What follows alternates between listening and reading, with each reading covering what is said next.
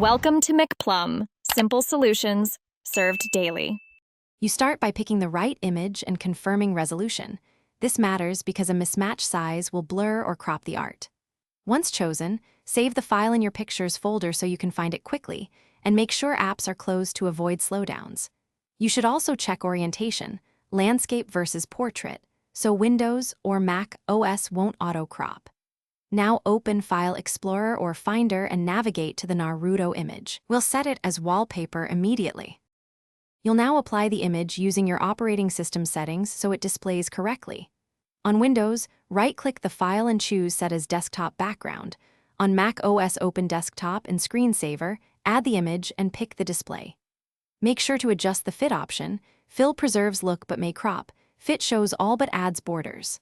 Once done, inspect icons and taskbar contrast and tweak brightness or scale. This ensures the wallpaper looks crisp and fits your layout without hiding important elements.